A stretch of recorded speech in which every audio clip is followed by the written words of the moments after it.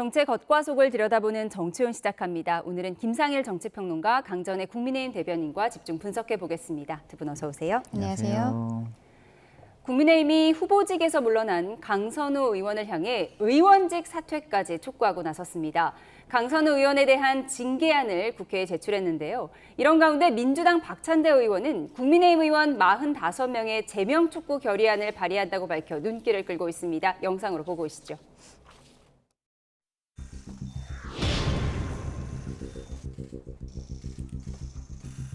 강선우 의원이 국회의원으로서 보여준 그 모습은 국회의원으로서뿐만 아니라 한 명의 인간으로서도 적절치 않은 모습이었습니다.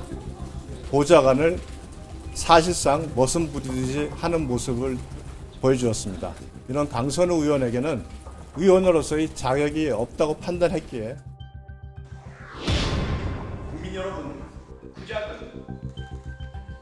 저는 오늘 윤석열 내란 사태에서 인간 방패 역할을 한 국민의힘 국회의원 45인에 대한 제명 촉구 결의안을 발의합니다. 이들은 명백한 내란 동조범입니다. 국민의힘은 선을 넘지 마십시오. 장관 후보자 3인에 대한 지명 철회 요구를 용납할 수 없습니다. 내란 정당 혐의도 모자라서 대선까지 불복하겠다는 것으로 보입니다.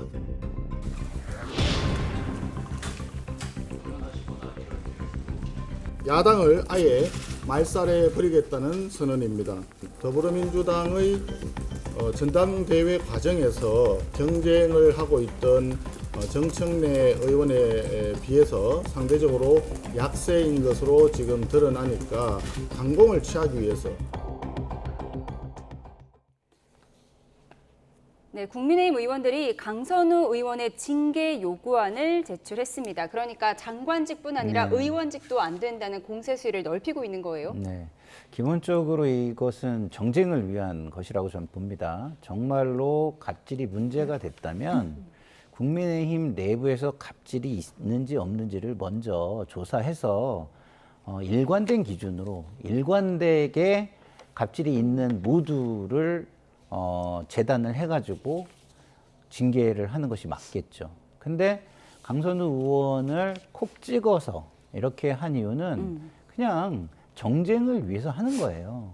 그러니까 바로 박찬대 후보가 45명의 내란 동조 의원들은 그러면은 더 국민들에게 큰 피해를 주고 했는데 국민들에게 수많은 국민들에게 사실상의 갑질을 했는데 누구나 불법기염이라는 걸 알지 않았겠습니까? 근데 자기 지지층만을 위해서 그리고 그 지지층을 자기 이익에 활용하기 위해서 거기 나가가지고 그걸 한 거예요. 그러면 중도층 그 이하의 모든 그 국민들에 대해서는 사실상 무시하고 갑질을 한 건데 더 큰 문제 아닙니까? 그러면 이분들 먼저 제명해야죠. 예? 징계하고.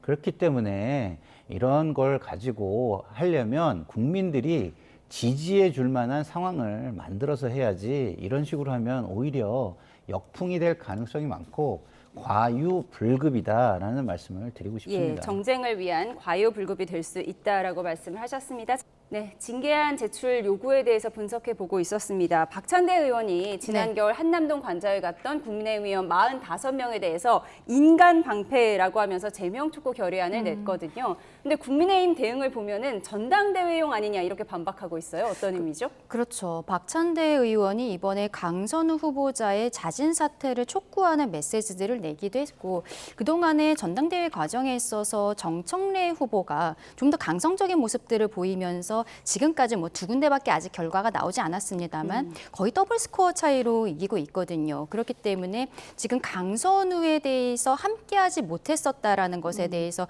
워낙 많은 당원들께서 이렇게 말씀을 하고 계시니까 본인은 오히려 야당 쪽으로 화살을 돌리는 이런 메시지를 내고 있는 것이 아닌가, 희석시키기 위한 부분들이 아닌가라고 생각을 하는 것이죠.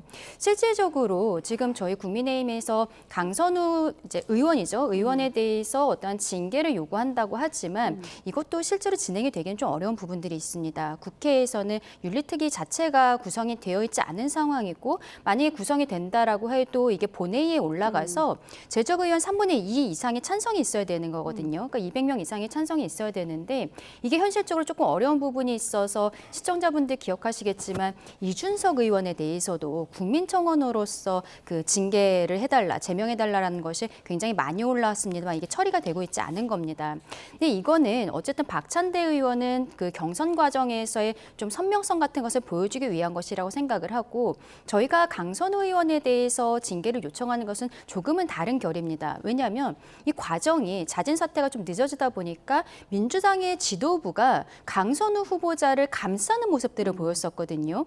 이게 과거에 박원순 전 서울시장 때를 생각나게 하는데 그때도 피해 호소인이라는 단어를 민주당 내에서 만들어내기도 했어요. 이번에도 갑질의 당사자인 사람에 대해서 계속적으로 옹호하는 메시지들이 나오다 보니까 민주당은 그동안에 보수 정당에 비해서 사회적 약자, 인권에 대해서 더 우호적이고 더 열심히 하는 정당이라는 이미지 프레이밍을 했었는데 그게 사실이 아니라는 것이죠. 그래서 강선우 후보자에 대해서는 이제 민주당 내에서 내부적으로 어떤 징계 같은 것이 있어야 되는 것이 아닌가. 그런데 이런 자정 노력이 보이지 않기 때문에 부득이하게 저희가 이 상황에 대해서 징계안을 올리게 된 것이다라고 예. 말씀드립니다. 그런데 근데 그런 논리로 예. 얘기하면 똑같은 논리를 윤석열 불법 계엄에 들이댈 수 있는 거예요. 근데 그거에 대해서는 아무것도 안 했잖아요. 뭐 우리의 뭐랄까요, 일종의 가치를 우리가 어겼다고 얘기하는데 그럼 보수의 가치인 법치를 진짜 결정적으로 역사적으로 거의 가장 최악으로 어긴 사건에 대해서는 보수는 무슨 얘기를 했고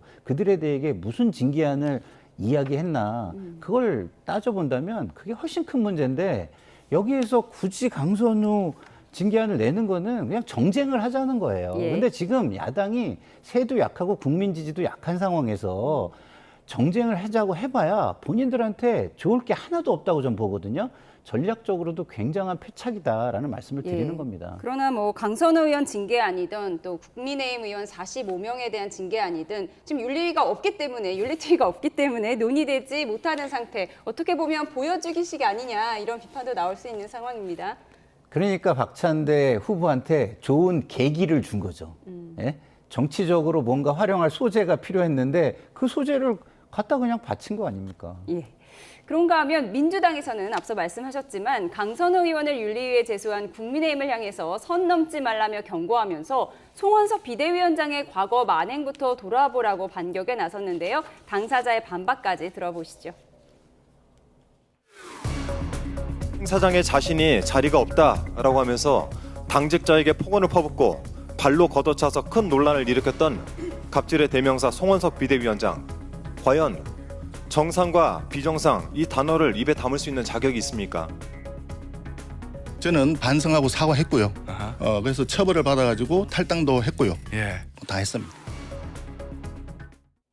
네, 민주당에서는 송원석 비대위원장의 4년 전 당직자 폭행 사건을 소환하고 있는데 송 비대위원장은 나는 이미 반성했고 네. 사과했고 처벌도 받았다라고 반박을 했습니다. 그러니까 이미 사과하고 당시에 탈당 처리까지 했으면 4년 전 일로 뭐 지금 윤리특위가 없긴 하지만 네. 제소할 수 없는 상황인 건가요? 그렇죠. 지금 여기에 대해서 송원석 원내대표가 이야기하는 부분이 제가 앞서 말씀드린 강선우 의원에 대해서 당내의 징계가 이루어지지 않고 있는 부분들 그런 이야기들이 나오지조차 않는 부분에 대해서도 저는 지적을 한 것이라고 생각을 합니다. 송원석 원내대표가 당시에 자진해서 탈당을 한 부분은 저희가 당에서 어쨌든 자정 노력으로서 징계위를 꾸리고 이것을 진행을 하려고 했을 때 선제적으로 탈당을 했었던 거예요. 그리고 다시 돌아왔을 때는 뭐 송원석만 다시 오라라고 했었던 것이 아니라 그때 선거 국면이 있었기 때문에 탈당했던 사람들이 들어오면서 함께 들어왔었던 부분입니다. 지금 이러한 부분들 민주당에서는 강선우 의원에 대해서 전혀 아무런 제재를 하지 않고 이대로 넘어가는 거예요. 강선우 의원이 본인이 자진 사퇴의 글을 올릴 때에도 국민들, 당원들, 대통령에게도 미안하다라고 이야기하면서 본인의 피해자였던 사람들에 대한 사과 메시지는 전혀 없었습니다. 이 상태로 민주당이 만약에 계속적으로 정당으로서의 활동을 하게 된다면 앞으로 갑질은 당연히 할 수 있는 것이다라는 메시지를 주는 것이 아니겠습니까? 근데 민주당이 지금 상황에 있어서 굉장히 곤란하기 때문에 메시지에 대해서 공격을 할 수 없기 때문에 갑작스럽게 국민의힘 송원석 원내대표 메신저로 공격하고 있는 것이 아닌가 생각하는데 지난번에 김민석 총리 그 청문회 과정에서도 재산 의혹들이 나오니까 갑작스럽게 주진우 의원에 대해서 문제 제기를 했었잖아요. 이런 식의 발상 전환은 저는 맞지 않다라고 생각하고 책임 있는 여당의 모습을 보여주셨으면 좋겠다라고 생각합니다. 메신저 공격이라고 비판을 하셨습니다. 그런데요, 강선우 의원이 여가부 장관 후보직에서 사퇴한 뒤에 그 여파가 민주당 당대표 선거로 이어지는 분위기입니다. 이런 가운데 방송인 김어준 씨가 강 후보자를 사퇴시킬 만큼의 갑질은 없었다는 발언을 해서 시선을 모으고 있는데요. 영상으로 정리해봤습니다. 네, 그제 박찬대 후보가 현역 의원 가운데 처음으로 강선우 의원의 사퇴를 공개적으로 촉구한 반면 정청래 의원은 강 의원을 동지라고 부르면서 인간적으로 위로한다는 메시지를 보낸 걸 두고 민주당 지지자들 사이에 공방이 벌어졌습니다. 정청래 후보 지지자들은 박 후보를 향해 배신자라고 비난을 쏟아내고 있고요. 겉은 민주당이지만 속은 국민의힘을 뜻하는 수박이라는 표현까지 들고 있는데요. 앞서 수박이란 표현은 정청래 후보에게 주로 붙었다고 하죠. 지난 2023년 9월 이재명 당시 민주당 대표에 대한 체포동의안이 가결된 뒤 전해철 의원과 웃는 사진이 공개되면서 일부 강성 지지자로부터 왕수박이란 비판을 받았는데 그 수박 프레임을 정 후보 지지자들이 박찬대 후보에게 돌려주고 있는 겁니다. 하지만 박찬대 후보자 지지자들은 이재명 정부의 성공만을 바라보고 행동하는 박찬대라며 방어에 나섰고요. 박찬대 후보자가 메시지를 올린 지 17분 뒤에 강선우 의원이 사퇴한 것과 관련해 이른바 대통령의 명심이 박찬대 의원에게 있는 것 아니냐는 해석도 나왔는데요. 정청래 후보와 가깝다고 알려진 김어준 씨는 이런 말을 했습니다. 들어보시죠. 강선우 의원이 사퇴를 했어요? 예. 현역 의원 최초로 장관 후보에서 사퇴를 시켜야 할 만큼의 사건은 제가 알아본 바로는 없습니다. 사실 엄청난 갑질이 있었다고 생각하는 기자도 실제로는 없어요. 이것은 언론이 강선우가 아니라 이재명을 이겨먹으려고 하는 거거든요. 강선우는 그 소재로 선택됐을 뿐인 겁니다.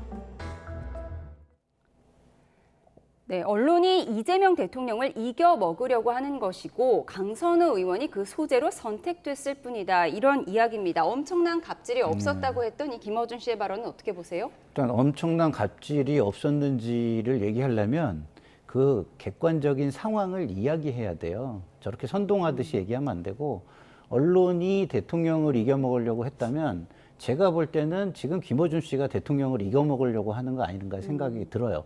어쨌든 이 강선우 자진 사퇴에 대통령께서 어떤 의중이나 이런 게 없으셨겠습니까? 있었을 거 아니에요, 그죠? 그런데 저렇게 얘기한다? 그럼 저거는 정청래 후보를 당대표를 만들고자 이재명 대통령을 이겨먹고 힘들게 만드는 것뿐이 안 되는 겁니다. 근데 굉장히 본인이 정말 기득권 카르텔의 중심이라고 생각하지 않고서는 어떻게 저런 얘기를 할 수 있는지 제가 모르겠는 게, 자, 강선우 후보, 그러니까 강선우 의원을 감싸면 그럼 거기에 피해자는 어떻게 되는 거죠? 그만한 갑질이 없었다? 그러면 그 피해자들에 대한 이게 2차 가해인 겁니다.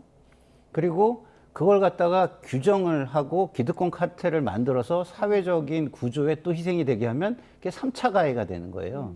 그러니까 사실상 2차 가해, 3차 가해를 지금 다 하고 있고 대통령을 이겨먹으려고 하고 있는 거 아닌가. 한번 돌아보셔라 이런 말씀을 드리고 싶습니다. 그리고 이 여름에 맛있는 수박이 민주당 지지자들 사이에서는 좀 좋지 않은 단어로 쓰이고 있는데 이 수박이라는 오명이 이제 정청래 의원에서 박찬대 의원으로 옮겨가고 있다. 지금 이런 분석이 나오거든요. 당대표 선거에 어떤 영향을 줄 거라고 보세요? 지금 당대표 선거가 점점 좀 과열되는 양상으로 가는 것이 아닌가 생각합니다. 원내대표 선거 때도 김병기 의원과 서영교 의원이 누가 더 찐명이냐, 대통령의 마음을 잘 읽을 수 있느냐 이걸로 경쟁을 했었는데 지금 당대표 후보 2명은 누구를 수박이라고 하기 하기에는 실상 국민의힘 쪽에서 보기에도 워낙 이재명 대통령과 가까운 사람들이 아닌가라고 생각을 합니다. 근데 이 두 분이 지금 선거가 이제 과열이 되면서 조금씩 양상이 바뀌는 것이 박찬대 후보 같은 경우에는 저희 야당과의 협치에 대해서도 조금 더 적극적인 모습들을 보이고 정청래 후보 같은 경우에는 내란 잔당이랑은 뭐 대화할 가치조차 없다. 이런 형태로 이야기하면서 정권 초기에 드라이브를 거는 모습들을 보이고 있다라고 생각을 하거든요. 근데 저는 정청래 후보의 이러한 강성적인 모습에 대해서 최근에 민주당의 권리당원들이 더블 스코어를 이어주고는 있습니다만 이게 언제까지 갈 것인가에 대한 생각을 저는 박찬대 후보가 하고 있다라고 생각을 해요. 이번에 강선우 후보자에 대해서 자진 사퇴해야 된다고 글을 올린 것도 이번 전당대회를 만약에 본인이 놓친다라고 했을 때 이게 특검이 지금 진행이 되고 있거든요. 올해 말 내년 초 정도가 됐을 때는 국민의힘에 대해서 뭐 내란 정당이라든지 이렇게 몰아치고 있는 모습들, 민주당의 권리당원들이 국민의힘에게 굉장히 화가 나 있는 모습들이 이제 기소 같은 것들이 되면 어느 정도 저는 해소가 될 것이라고 생각합니다. 그러면 그 이후에는 이제 정권 재창출에 대해서 고민을 할 거예요. 왜냐하면 문재인 정부 시절에도 초반에 어떤 적폐청산 프레임을 하다가 경제를 놓치고 한 번만에 바로 정권을 넘겨줬던 부분들이 있거든요. 그 내년에 지방선거에서 만약에 지금 박찬대 후보는 실상 뭐 인천시장을 나가려고 이번에 전당대회에 대해 고민했던 것이 아니냐는 이야기들도 있고 그리고 이번 전당대회가 1년짜리거든요. 이재명 대표의 남은 임기만 하는 것이기 때문에 저는 내년에 이제 권리당원들이 약간 화가 누그러들었을 때를 생각을 해서 지금 박찬대 후보는 조금 더 완화된 이런 메시지를 내고 있는 것이 아닌가 그렇게도 생각합니다. 방송인 김어준 씨의 발언과 수박 논쟁에 대해서 살펴봤는데 그런가 하면 김어준의 뉴스공장 등 유튜브 기반의 온라인 매체 3곳이 대통령실 출입기자단에 새롭게 포함돼서 그 배경에 시선이 모아지고 있는데요. 이재명 대통령의 지난달 발언부터 듣고 오시죠. 1인 미디어 중에 예를 들면 책임성 있는 그런 언론들에 대해서는 당연히 같은 기회를 줘야 되겠다고 생각합니다. 그리고 요즘은 꼭 특정 공간이 필요한 것도 아니어서 숫자 때문에 제한을 하거나 그런 필요는 없을 것 같아요. 네, 대선 하루 전 대통령의 발언 듣고 오셨습니다. 이번에 출입 기자단에 포함된 온라인 매체는 김어준 씨의 뉴스 공장과 이상호 씨의 고발 뉴스, 장윤선의 취재 편의점 등 3곳입니다. 대통령실은 윤석열 정부 대통령실이 자의적으로 배제했던 한국인터넷기자협회를 복권시키면서 요건에 맞고 출입 등록을 신청한 3개 매체를 등록했다며 정치적 성향은 고려하지 않았다고 밝혔는데요. 이를 두고 국민의힘 안철수 의원은 친명 유튜버로 대통령실 출입기자를 잡돌이하겠다는 것이냐며 그럴 거면 보수 시사 유튜버의 출입도 허용되는 것이 맞다고 목소리를 높였는데요. 이 같은 비판에 대통령실은 반박했습니다. 대통령실 출입기자는 정치 성향이 아닌 해당 언론사의 취재 역량과 보도 실적 등 객관적인 요건에 따라 심사해서 출입 여부를 판단한다며 보수 성향 매체도 동일한 기준으로 신청할 수 있다는 입장을 냈는데 조금 전 안철수 의원은 또 대통령실 홍보수석이 친명 유튜버 대변인이냐며 재반박하기도 했습니다. 네, 대통령실 기자단에 포함되면 이제 출입뿐만이 아니라 이제 해외 순방 갈 때도 같이 갈 수 있는 거잖아요. 대통령실의 입장이 나왔잖아요. 그러니까 지켜볼 필요가 있다라고 말씀을 드립니다. 왜냐하면 객관적이라는 3글자가 들어가 있잖아요. 객관적 요건, 객관적 기준 이렇게 얘기했잖아요. 그러면 그 객관적 요건과 기준을 파악해가지고 보수 매체에서도 신청을 하면 되는 겁니다. 그런데 똑같은 객관적 요건을 갖췄는데 내지는 똑같은 객관적 기준을 갖추었는데 안 해준다. 그러면 그때는 이런 이야기를 할 때 뭐 저희가 조금 이야기하기가 궁색해지겠죠. 그러나 아직은 그런 일이 벌어지지 않았기 때문에 지금부터 너무 싸잡아 비난하는 것은 역시 자기 정치를 하는 것이다 이렇게 봐야죠. 예, 이 소식이 처음에 알려졌을 때 김어준 씨의 뉴스공장 등 친명 유튜버만 추가 출입 허용한 것이 아니냐 이런 비판이 일었는데 지금 대통령실 입장을 보면 유튜버 아니다, 객관적 조건을 갖춘 온라인 매체다 이렇게 반박을 했어요. 그렇죠. 뭐 뉴미디어라고 해야겠죠. 이런 데에 대해서 더 열린 모습을 보이는 것은 저는 어쨌든 뭐 시대적으로 이렇게 변화하는 것이 아닌가라고 생각을 합니다. 근데 이 세 개의 매체가 우리 국민들께서 보시기에도 너무 편향된 것이 아닌가라는 생각이 들 수밖에 없는 것이죠. 그리고 이 세 개의 매체가 이제 출입을 하게 되는 과정에 있어서 보통 출입 기자단들에 대한 변동이 있을 때는 기존 기자단과 좀 협의를 하는 관행이 있었다라고 하는데 이번에는 그런 관행조차도 없었다라는 거예요. 근데 평론가님 말씀해 주신 것처럼 이제 보수 쪽에서도 그러면 신청을 분명히 할 겁니다. 거기에 대해서 똑같은 잣대를 들인 것이 맞는 것인지 여기에 대해서는 좀 지켜봐야 된다라고 생각합니다. 예, 과연 보수 유튜버도 출입이 허용될지 궁금해집니다. 그런가 하면 국민의힘 당무감사위원회가 지난 대선 때 후보 교체 시도를 주도한 권영세 전 비상대책위원장과 이양수 전 선거관리위원장에게 당원권 정지 3년의 중징계를 청구하기로 했는데요. 영상으로 보고 오시죠. 무조건 한덕수든 김덕수든 다 합쳐서 무조건 이재명을 이겨야 된다.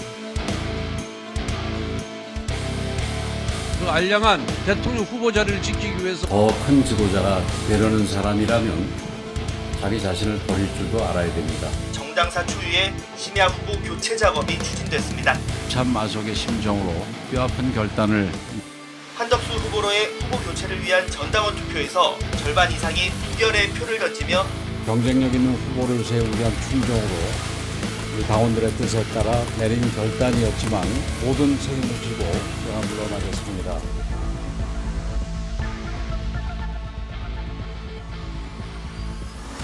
당원 당규에 근거가 없는 불법한 행위였다고 보여집니다. 징계 대상을 공권을 주도적으로 처리한 권영세 비대위원장과 이양수 선관위원장 2명으로 하기로 결정되었습니다. 당원 당규 위반이 있다고 판단되는 한 징계를 할 수밖에 없고 위원들의 의견을 종합해서 두 분 다 당원권 정지 3년으로 징계 청구하기로 했습니다.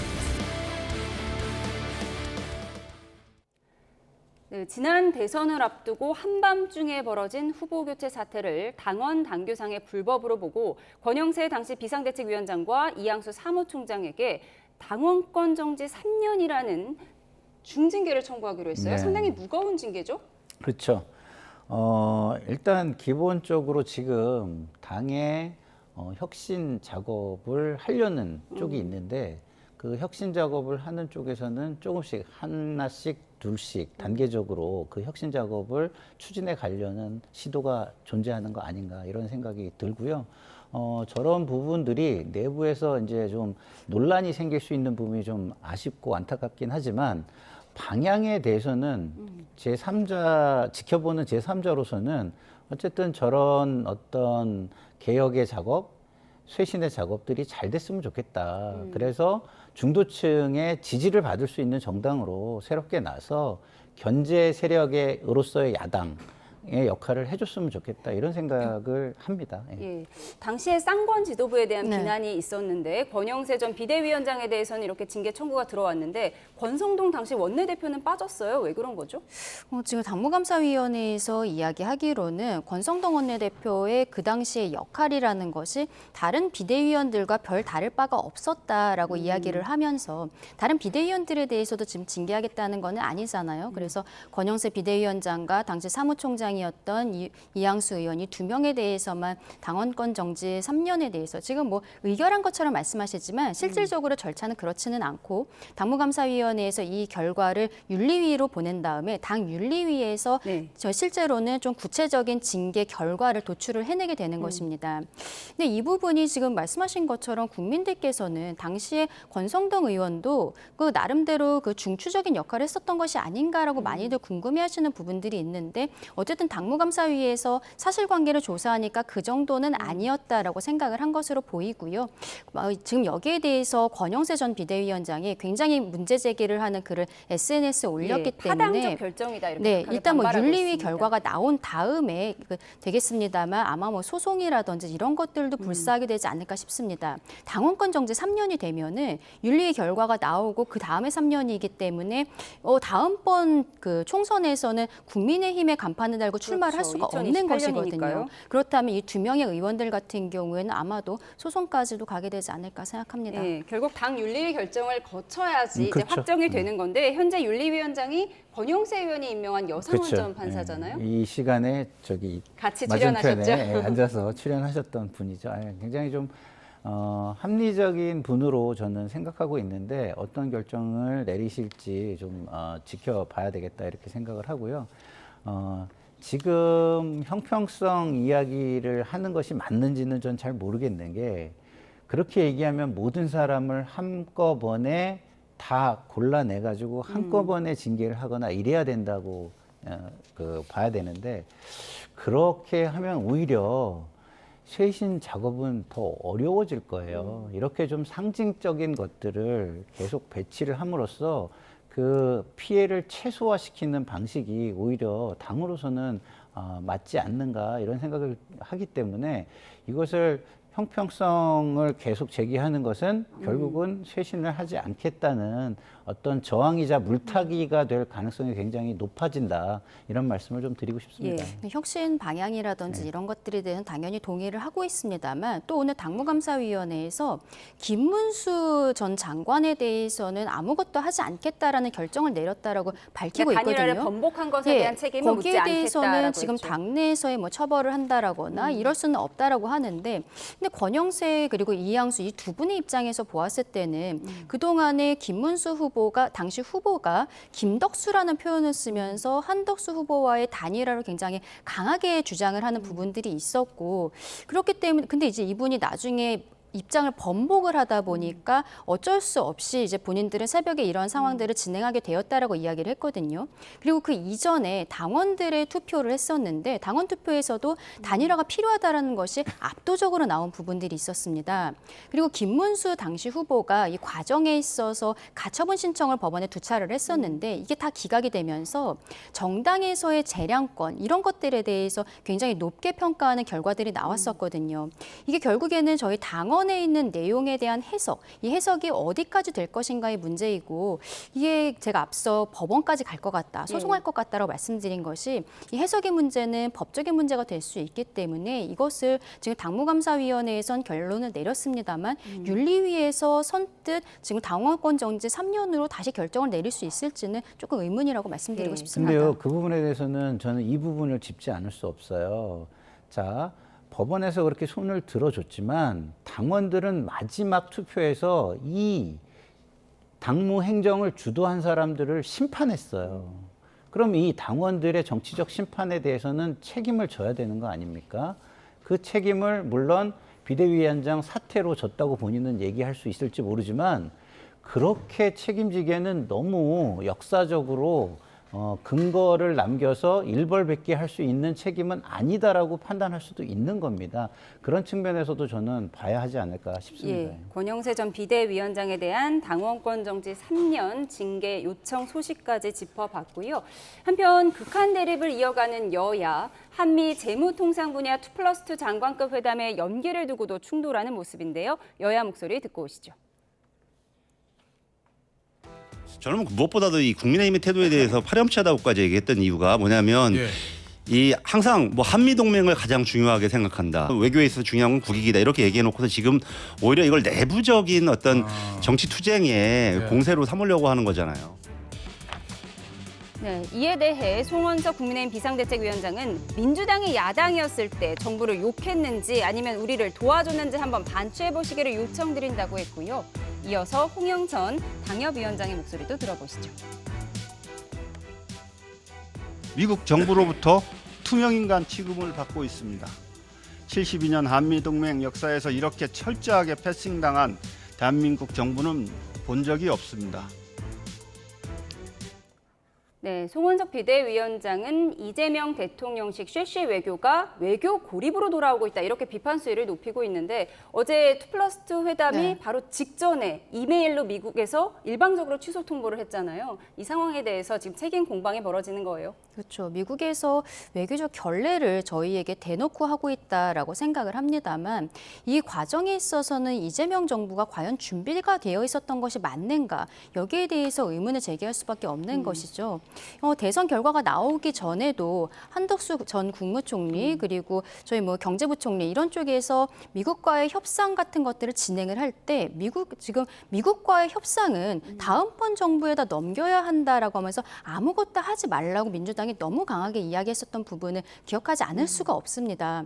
근데 지금 와서 어쨌든 본인들이 이제 6월에 대선이 끝나고 한 달 뒤에 대통령이 기자회견을 했을 때 그때도 미국과의 관계에 대해서 어떻게 돼가고 있는지 기자들이 물었을 때 서로 무엇을 원하는지 모르고 있다라고 이야기를 했었어요. 그것은 본인들의 무능을 자백한 것밖에 되지 않는다라고 생각을 합니다. 올해 초부터 어쨌든 기한은 정해져 있었기 때문에 그때부터 준비를 했었어야 되는데 전혀 그렇지 못했고 그리고 이제 최근에 있어서야 특사를 보내네. 근데 특사도 사람을 바꾸고 이런 우왕좌왕하는 모습들이 국민들께서 보시기엔 굉장히 불안한 부분들이 있거든요. 미국에서 정확하게 이야기하고 있지 않습니다만 중국과의 관계가 문제가 되는 것이 아니냐라는 이야기들이 계속 나오고 있고 그래서 저희는 9월에 있을 중국 전승절 적어도 여기에는 가지 않는다는 것을 좀 표명해야 되는 것이 아니냐 이런 형태의 우려의 메시지들을 내고 있는 것인데 민주당 쪽에서는 오히려 지금 국민의힘이 발목을 잡고 있다라는 형태로 논평을 하는 것은 참 앞뒤가 맞지 않는다라고 말씀드리고 싶습니다. 그러니까 국민의힘에서는 준비됐다고 하더니 준비된 대통령이 아니었다 이렇게 비판을 하는 거고 민주당은 정부가 이렇게 어렵게 협상하고 있는데 야당이 정쟁이나 하고 있냐 또 이렇게 비판 수위를 높이고 있거든요. 국민의힘은 민주당이 야당일 때는 우리 도와줬냐 이런 입장인 것 같습니다. 민주당이 야당이었을 때 도와줬냐 이런 얘기를 지금 하면 안 되죠. 타이밍이라는 게 존재하는 겁니다. 지금은요. 협상 결과를 앞두고 있는 시점이에요. 얼마 안 남았어요. 그 협상의 협상력을 높여야 되는 시점입니다. 근데 야당의 이런 모습이 조금 있다가 우리 국민이 그 결과로 어마어마한 피해를 볼지 아니면 이익을 지켜낼 수 있을지를 결과를 앞두고 있는 시점에 이 얘기를 해야 되나요? 적어도 이성적이고 논리적인 사람이라면 그 정도는 구분할 줄 알아야죠. 예를 들어서 결과가 나온 상황에서 얘기했다거나 아니면 협상을 앞두기 아주 오래전에 경고성으로 이런 얘기를 했다거나 그러면 저도 그래 좀 새겨 들을게. 그렇지만 조금 자제해줘. 이렇게 부탁을 드릴 텐데 지금은 협상 결과를 앞두고 있는 시점이에요. 지금 이게 협상력을 떨어뜨리겠습니까? 높이겠습니까? 국민들이 지켜보고 있잖아요. 제가 볼 때는 선거를 이기려는 마음이 없는 거 아닌가 이런 생각이 듭니다. 네, 어쨌든 지금 관세 협상이 난항을 겪고 있는 만큼 여야가 좀 힘을 모아야 된다 이런 말씀을 네. 해주셨는데 이재명 대통령이 어제 비공개로 이재용 삼성전자 회장을 네. 만났다고 합니다. 지금 이재용 삼성전자 회장뿐만이 아니라 재계 총수들을 돌아가면서 만나고 있고 비공개로 회담을 하고 있는 것으로 알고 있는데 결국에는 미국에다가 투자를 해달라라는 이야기를 하기 위한 것이 아닌가라고 생각할 수밖에 없겠죠. 근데 지금 이 상황에서 글쎄요, 그 각 회사들의 현 상황들이 있는 것인데 이것을 대통령이 나서서 압박을 하는 모양새로 가는 것은 저는 맞지 않다라고 생각을 합니다. 그리고 이미 트럼프 정부가 시작한 지도 6개월이 넘었거든요. 그러면은 지금 각 기업들도 이미 미국에다 투자하는 계획이라든지 이런 것들을 이미 세우고 있는 부분들이 있는데 대통령이 지금 와서 갑작스럽게 또 이렇게 이야기를 하는 것은 오히려 기업의 자율성이라든지 이런 것들에 대해서 문제가 되는 것이 아닌가. 최근에 민주당에서 3법 개정안 통과시켰잖아요. 근데 이 내용 안에서도 그러면은 회사에서 지금 투자할 여력이 없는데 대통령의 압박으로 인해서 정부의 압박으로 인해서 미국에 투자를 했을 때는 어떻게 보면은 또 주주들이 소송을 할 수도 있는 거거든요. 지금 민주당과 정부가 어쨌든 다급한 모습들에 대해서는 저희 야당도 함께 해야 된다라고 생각을 합니다만 준비가 너무 안 된 것 같다라고 말씀드리고 싶습니다. 예. 마지막으로 이 아이템 한번 살펴보겠습니다. 돈 한 푼 없다던 윤석열 전 대통령, 그런데 퇴직한 고위공직자 가운데 가장 부자로 이름을 올렸다고 합니다. 재산이 얼마나 되는지 화면으로 정리해 보겠습니다. 네, 돈 한 푼 없다던 윤석열 전 대통령, 정부 공직자윤리위원회가 지난 4월 2일에서 5월 1일 사이 변동된 고위공직자 54명의 재산 내역을 공개했는데요. 이번에 공개된 퇴직자 가운데 보유재산 1등은 윤석열 전 대통령이었습니다. 79억 9천만 원을 신고했는데 지난해 말 대비 5억 원 넘게 늘었습니다. 자택인 아크로비스타의 공시 가격이 상승해서 15억 원대에서 19억 원대로 뛰었고요. 1억 3천만 원가량의 예금 증가와 경기 양평의 땅값 상승도 한몫했습니다. 다만 이 가운데 윤 전 대통령 본인 명의의 재산은 6억 6천만 원, 나머지는 모두 김건희 여사의 명인데요. 최근 다시 구속된 뒤에 변호인단이 돈 한 푼 없다며 아무것도 못 사고 계셨다고 밝힌 것과는 대조적인 모습이죠. 이런 소식이 전해지자 누리꾼들은 변호사 선임비 없다더니 오히려 더 늘었다, 돈 없다던 전두환 씨가 떠오른다 같은 비판적인 반응을 보이기도 했습니다. 네, 윤 전 대통령 부부의 재산이 이제 80억 원 가까운 것으로 알려지면서 누리꾼들 반응이 나오고 있는데요. 네. 아무래도 예전에 김계리 변호사가 영치금 네. 모금 계좌를 올린 것 때문에 아마 회자되고 있는 것 같아요. 그렇죠. 국민들이 이 재산을 보고 어떻게 생각했을까요? 아, 양치기 소년이 생각난다. 아, 앞으로 저쪽에 관여되는 사람, 관계자들이 얘기하는 거는 믿을 수가 없겠구나. 그냥 우리들을 그냥 좀 가지고 플레이하려는 그런 거가 대부분이겠구나. 이렇게 생각할 거라는 저는 생각이 들고요. 이런 부분에 대해서 국민의힘도 보고 있잖아요. 그럼 이런 국민들의 마음을 공감해주는 정치 세력이 돼야 된다. 그래야 미래가 있고 희망이 있을 것이다. 이런 말씀을 드리고 싶고요. 그런 야당이 있을 때 여당도 좀 더 잘하려는 자성과 노력을 하게 된다라는 말씀을 함께 드리고 싶습니다. 윤 전 대통령 부부의 재산 내역까지 살펴봤습니다. 지금까지 정치온 김상일 정치평론가, 강전의 국민의힘 대변인과 함께했습니다. 고맙습니다.